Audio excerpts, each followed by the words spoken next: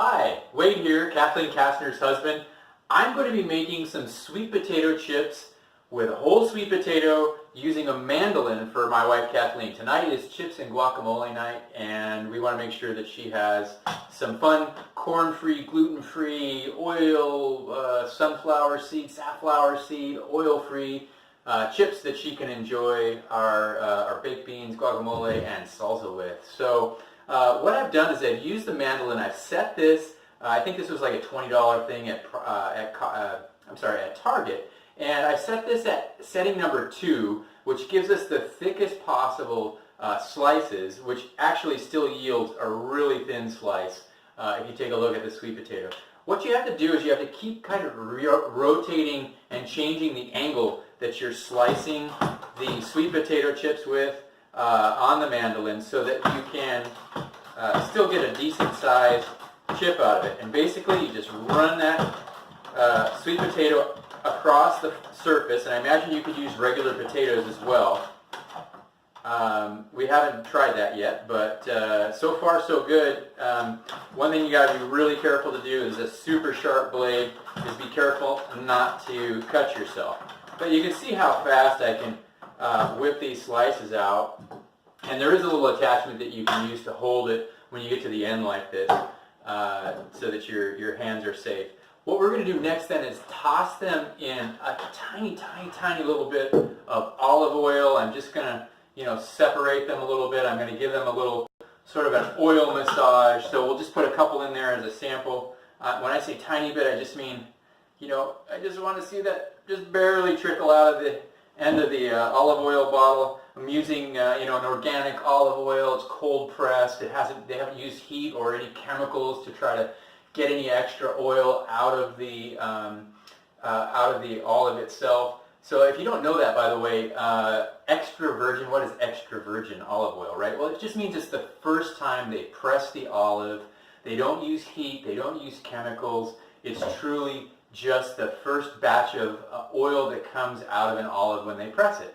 Then the next round would just be virgin olive oil, but they use heat to get that out, right? And then there's just good old olive oil. Well, they're using some chemicals to help extract even more oil, and that's the third press or the fourth press. I'm not really sure of the mechanics on it all, but all I'm really trying to do is just get enough oil to where there's just a tiny little slippery coating on the surface of the sweet potato. And maybe you'll rub it in the bowl. You may not even get each individual chip coated in oil.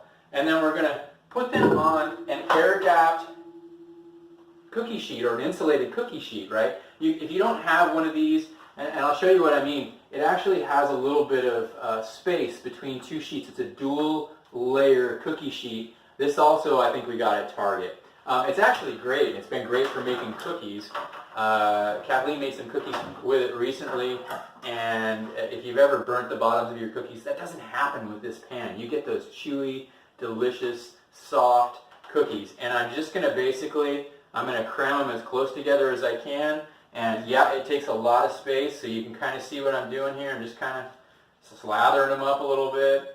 And if you want to salt your chips, you can certainly do that as well. I'm just going to take a little bit of sea salt, and I'm just going to hit them right here on there.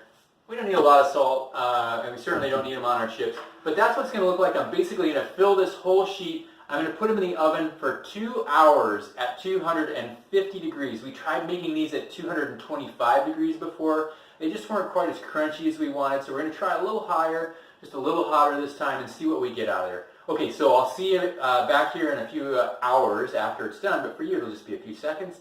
And thanks for watching.